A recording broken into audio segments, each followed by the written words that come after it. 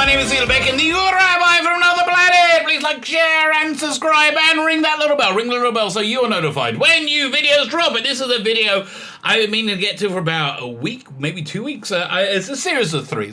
I did the thumbnail ages ago, and may I say, I did a quite good job with the thumbnail. I'm kind of pretty pleased with the thumbnail. So recently, where are we, in the middle of June? Wow, we're past the middle of June now.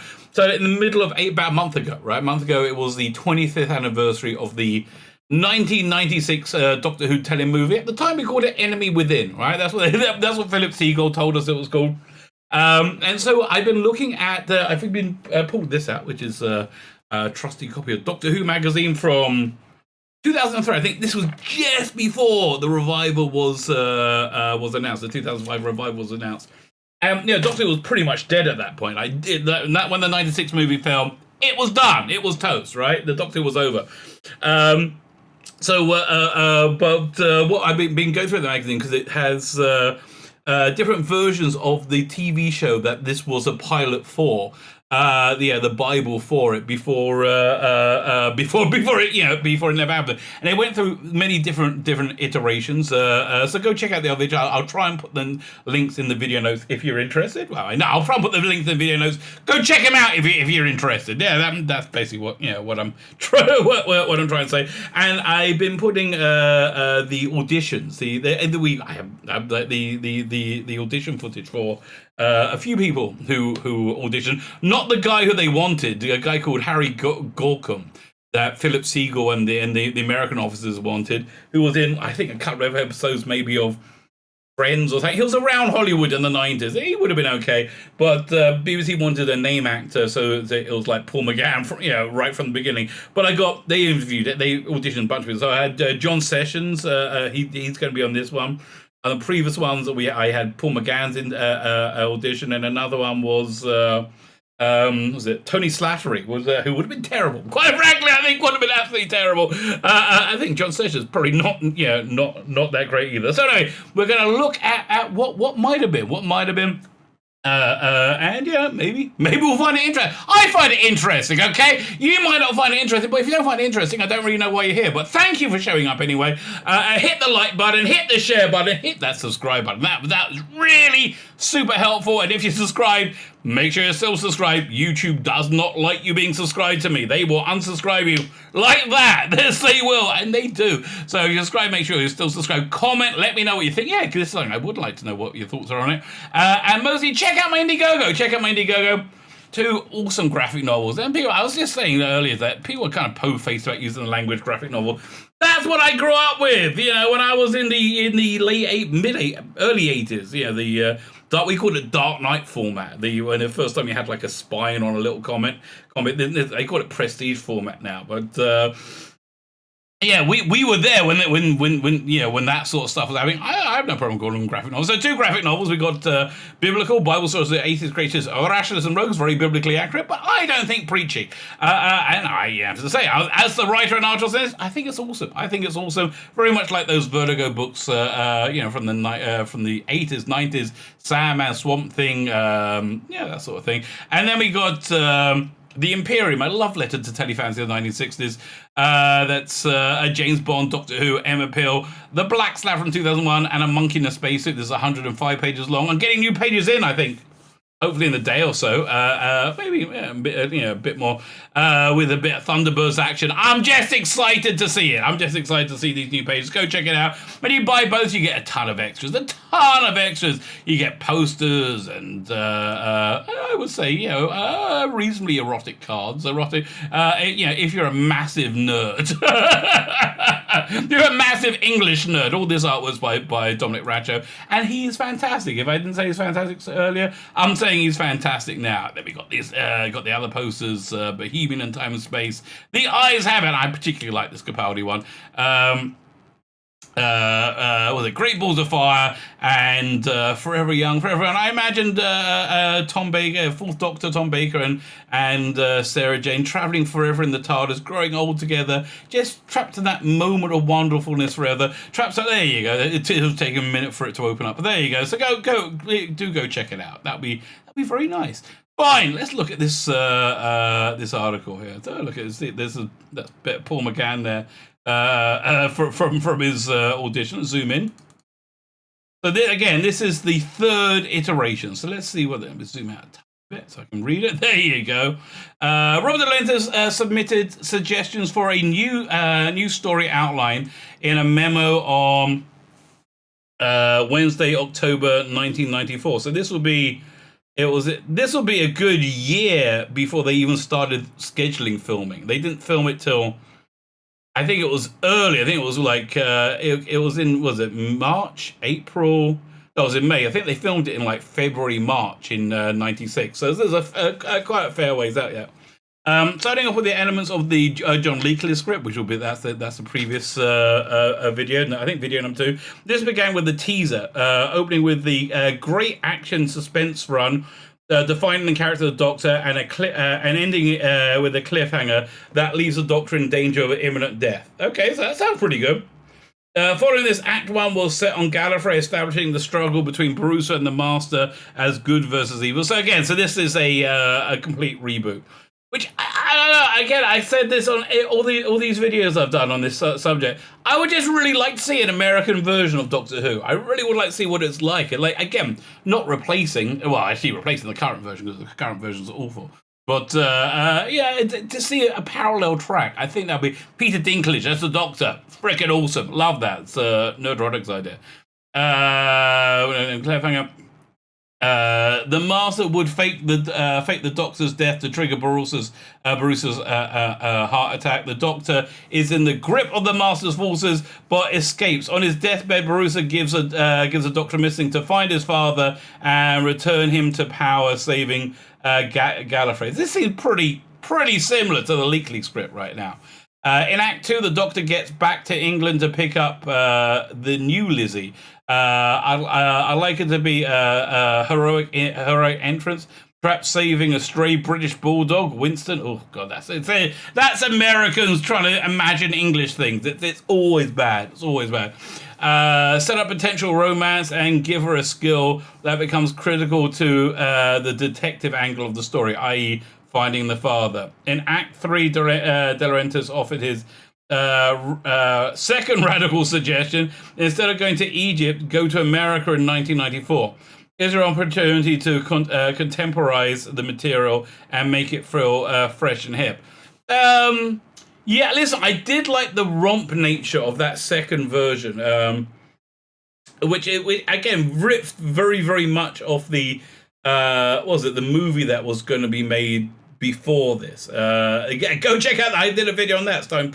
Was it Piers? And I always say his name wrong. Bronson or Brosnan, James Bond as Doctor Who. Sounded like it'd be really good. It sounded like it just, you know what? It sounded like, imagine a time traveling Robin Hood, Prince of Thieves. Remember the Kevin Costner Robin Hood? That's essentially what it would have been. It sounded like I would have quite liked it. But yeah, I quite like a lot of things. Me, the Doctor will be seen freshening up. The Doctor will be seen reacting to Earth, and Lizzie would glimpse her future. The adventure would build in America in Act 4, and the Master and possibly even a Dalek or two tracking the Doctor and Lizzie. By the end of the act, the father would have been located, only to be captured by the Master. Now the Doctor realizes he must confront his enemy on Skaro and say goodbye to Lizzie, since his mission will be too dangerous for her. But by now, the romance has kicked in and Lizzie is no quitter. So I think the only things that really carried over with what we eventually saw with the Matthew Dacre script was setting it in contemporary America, of the time. Which I think is probably a smart move. Certainly keeps costs way down, right? Keeps costs way down, and does make it more relatable.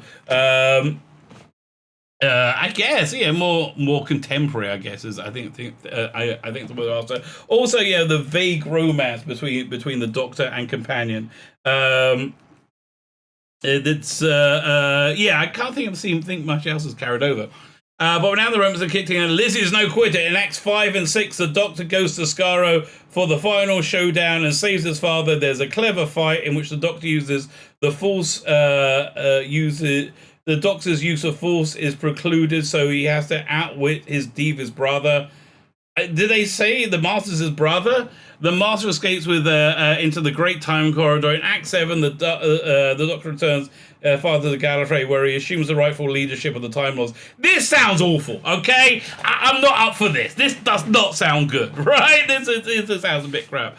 With the Master Master at large, however, the Doctor knows he must pursue him to the, I'm gonna say, ends of the universe, the ends of time and space, where his evil inclination, where evil incarnates itself. The Doctor asks Lizzie to join him in the great adventure, but then stumbles on a terrible secret as he peeks into Liz's future to see whether she will return to her old boyfriend. He discovers she has a critical role to play in her own world war. Okay. So it sounds unlikely, but okay.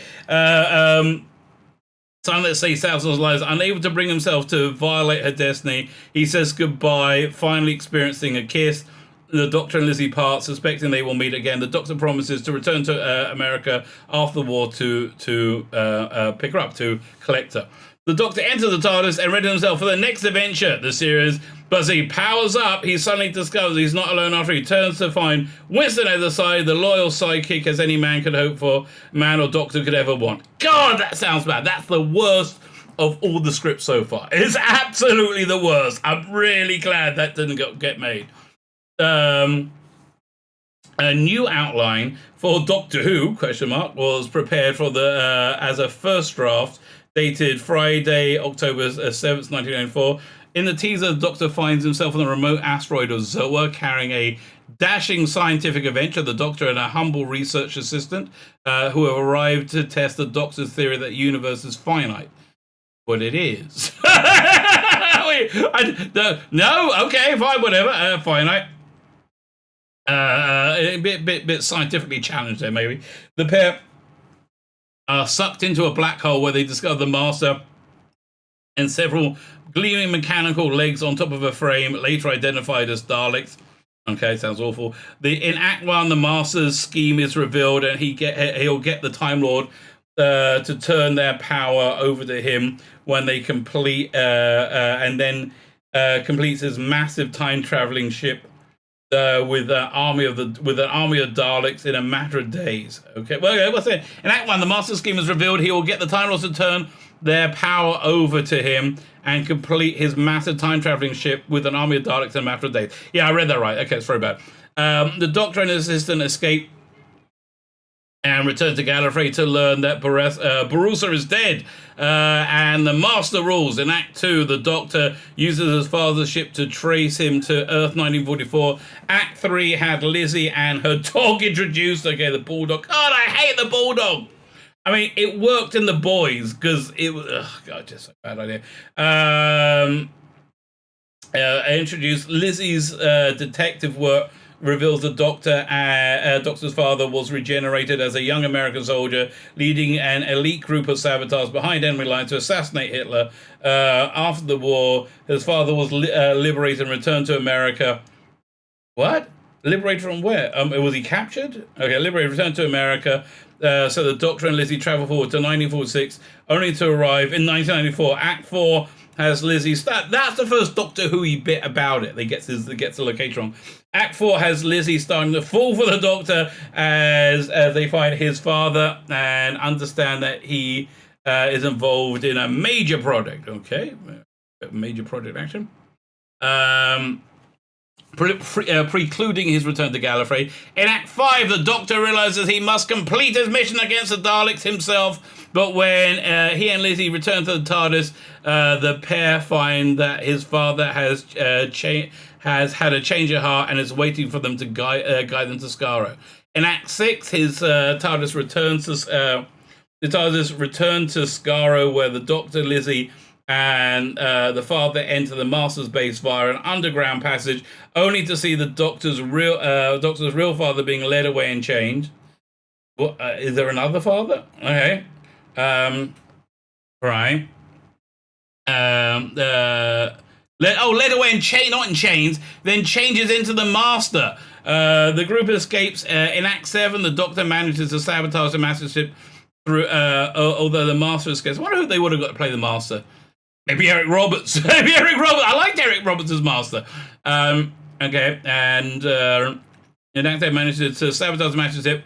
Although the Master escapes, the Doctor says goodbye to Lizzie, and he and Winston head off after the Master in the Great Time Corridor. A new outline synopsis was generated as a single page. In Act 2, the Master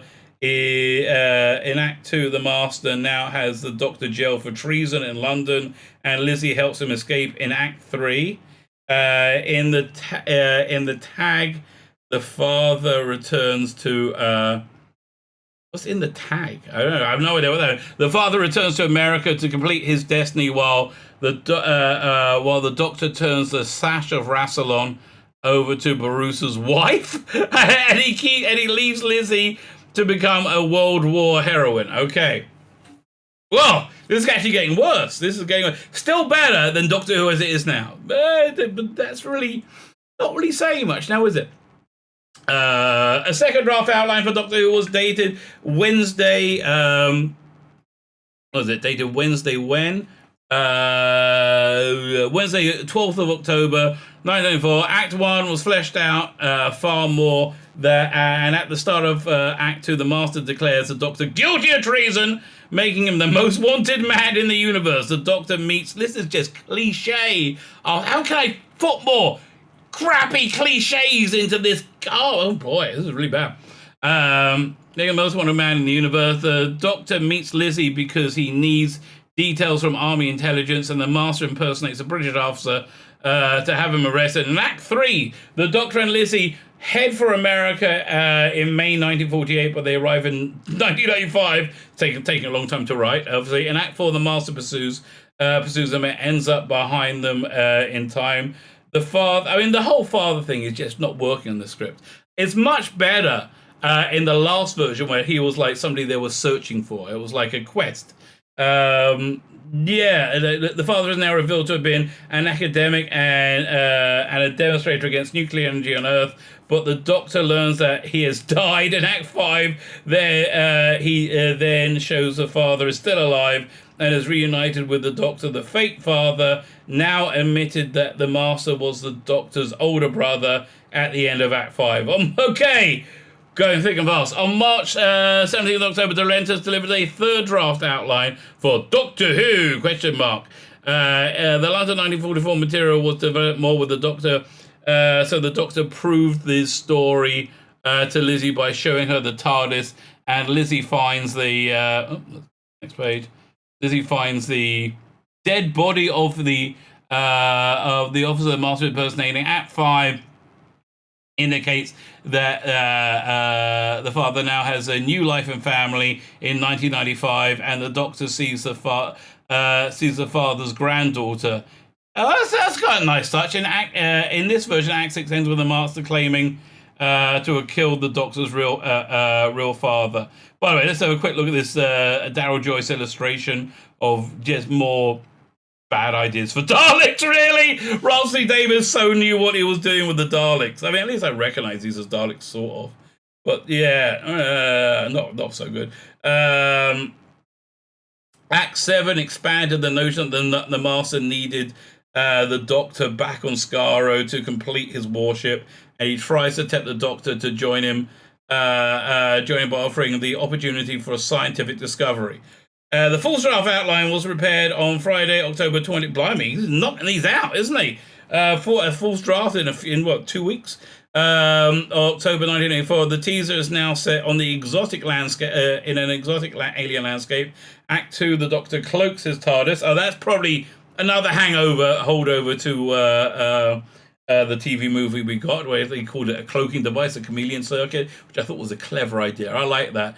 He cloaks the TARDIS as a blue police box, and the local authorities refer him to intelligence headquarters, where he meets Lizzie and blimey, I can't believe it's getting worse as it goes along.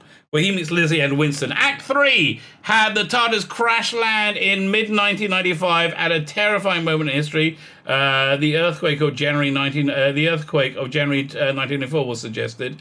While, well, I mean, I could have done 9/11. They went for another 6 years, but who knows?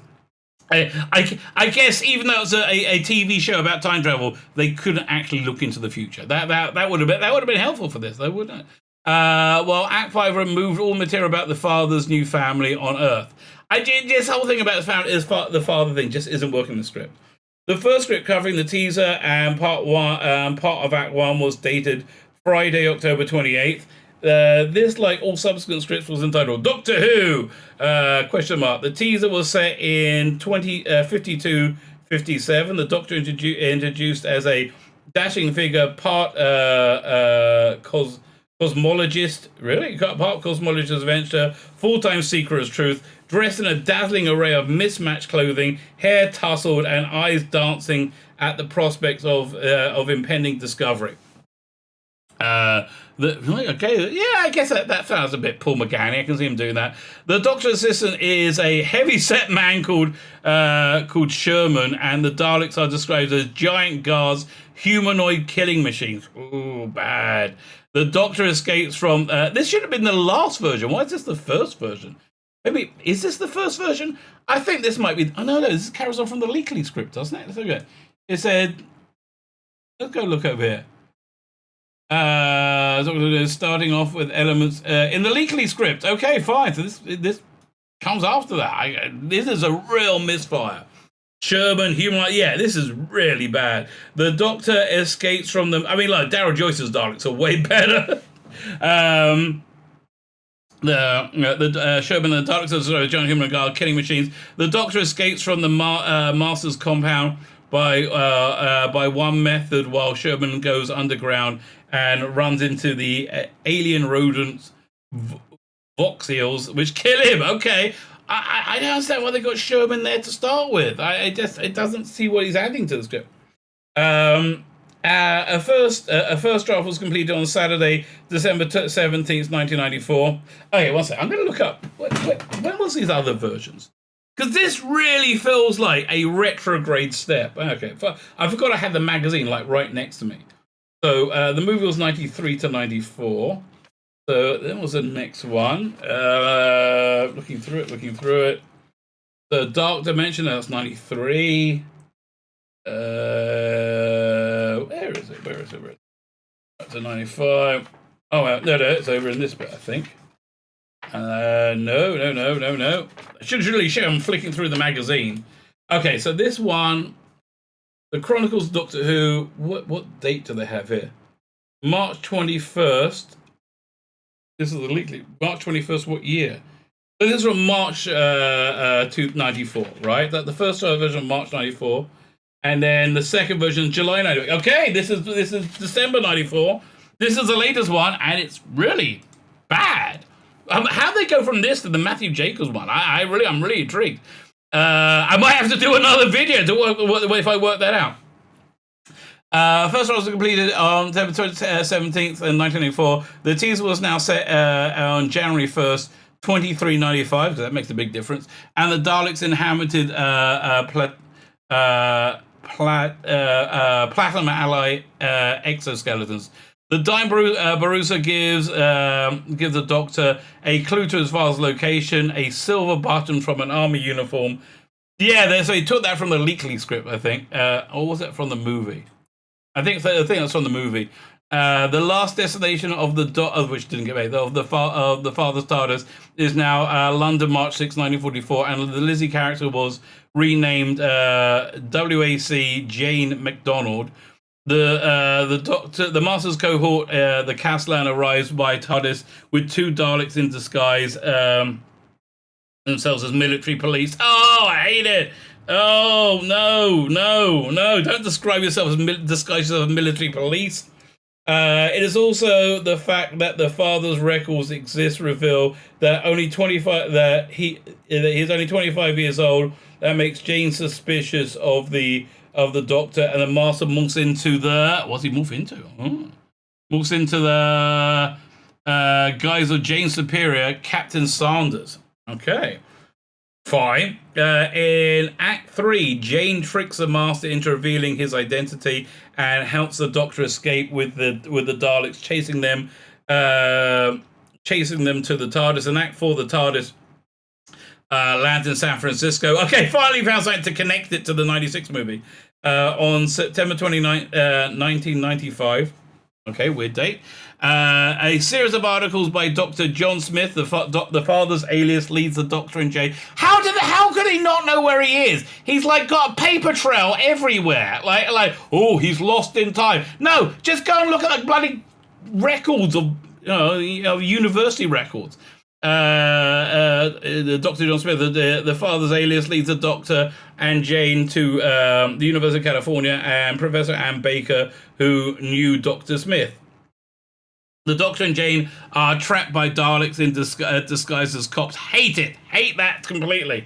Dr. Smith becomes a science fiction novelist after being a political activist, but the professor says that he died 3 months ago. In Act 5, the Doctor realizes that Professor Baker must have been lying, and as he breaks into Baker's home to find that Dr. Smith is in fact her husband, and the couple have a family. Dr. Smith repairs the vital part of the TARDIS, but declines to return to Gallifrey. In Act 7, okay, so he's still around. In Act 7, the Doctor is forced to fit a time rotor to the Master's warship when the Master has Jane taken away and undergo an operation to turn her into a Dalek. At the end of the adventure, the Doctor returns Jane to London, where she's reunited with Winston. A second draft dated Wednesday, the 21st of December, 94. The Daleks are now defined as Model X7 Daleks, and again, other alterations were minor.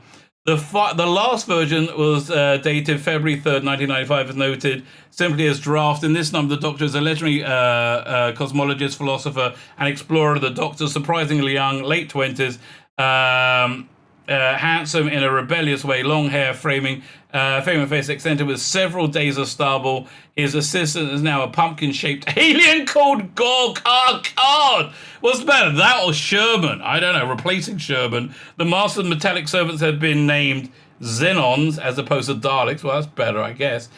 Super soldiers suffused with Platinum-7, notably their eye implants. Cardinal Brewster became Cardinal Pandak in Act 3. It's interesting to change the name to another classic Time Lord name. In Act 3, the chase sequence through London and the Xenons were reworked, and the character of Gog is now revealed to be alive as the Doctor's party entered the Master's compound. In Act 6, and he was vital in rescuing Jane from the operation to turn her into a Xenon. In Act 7, Gog then joins the Doctor on his new adventures.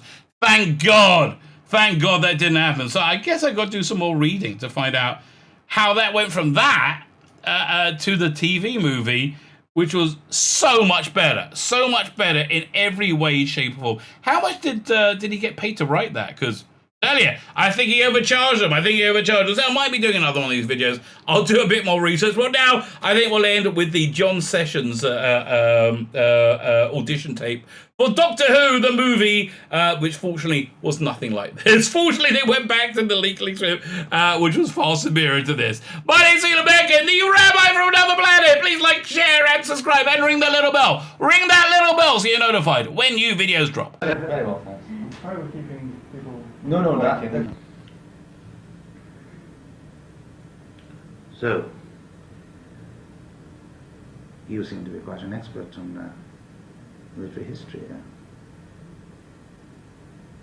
What are you?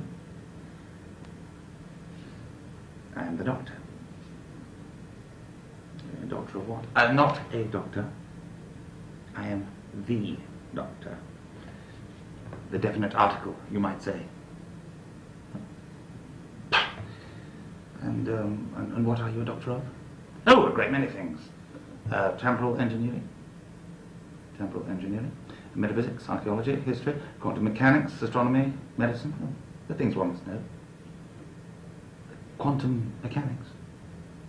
It hasn't been invented yet. Then how do you know about it? Well, I'm a genius, you see. Yes. And you say you're a genius on the matter of quantum mechanics. To what extent? You're a genius with it as it is, or can you extrapolate from it? It's a fine word, Mr. Bonaparte. I can, in a sense. But let's just say for the moment, to preserve my essential modesty, and I am a modest man, I'm a concerned man given the events of tomorrow, let us say that I'm a tinkerer. Now, back to our concerns about Waterloo. You realise, of course, that in sending Gerard and Grouchet off on a wild goose chase to separate Blucher from the English army, you're doing precisely what they're doing. They're doing a split, and you're doing a split. You're doing a mirror image. Now, as an intelligent man who began in the 1790s, moving vast cannon emplacements around Italy, chasing the Austrians in circles, I'd have thought the first thing you'd have done would be to consolidate. I've never consolidated. Why not? Why have you never consolidated? Because I like to keep moving. Yes, but you see, one can always keep moving. There are many instances of people in the past who have kept moving. But if you keep moving, supply lines get broken. I can think of instances later than you. There's a man very like you with a small moustache, started as a painter, bad end, got himself. Anyway, he kept moving. His supply lines ran out of gas. Gas. Gasoline. Petrol. Doesn't matter, I'll come back to it. Things that we will encounter later on, things like fuel and things like that, but what must concern you, Monsieur Bonaparte, is simple things like bullets, things like food. And so, basically, I would hesitate. I would, at any rate, be skeptical about the basic premise of simple movement. There is mobility, it's very good. All the people you read in your academy, people like Alexander, people like that, kept moving, but at the same time were totally aware of the essential need for supplies. Did you go to a military academy? I've been to some. I've been to Santos, Annapolis. I've been around. So you're mobile, in a sense, yes. I'm mobile not in a spatial sense, but in a temporal sense. A temporal sense. Are you being religious? Not remotely. Not temporal and spiritual. Spatial. Spatial. Yes, don't think of Earth and God. Think of Earth being here and time. I always think of time. Time is essential. Time is of the essence. Quite. Essence. French for petrol. Interesting. No, but the essential fact that I must get across to you, Monsieur Bonaparte, you have lived a certain period of life. You have anticipated events. You have, in a sense, in certain battles. Let's go back to your early campaign in northern Italy, for example, the Battle of Arcola, one of your early great victories. At that stage, you understood that the basic system of attack and defense in the 18th century, all the battles of Marlborough, you know, the English, not cigarette manufacturer, no, the general who won Blenheim, Ramillies, Oudenarde, Malplaquet, it was basically the French and the English, whereas you moved cavalry around, you moved around, you outflanked, and you outflanked with your cannons. However, you learned from the past and you saw the future. You created the future. Now, just imagine the possibility, Mr. Bonaparte. If you said simply of anticipating the future, one could go to the future and check it. Go to the future and check it. Yes. Do you know my future? Yes.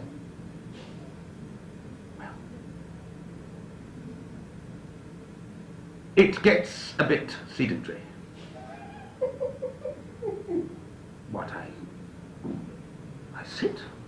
Please don't let me sit. I know you have a problem, but it's not so much that you necessarily have to sit, it's that you're in one place. France. No, not France. On the throne of France. No, not on the throne of France. You are on an island. A big island? And no, quite a small island. Think of yourself as a Prospero who will never return. No? C'est triste. Tristan und Isolde, perhaps. Good.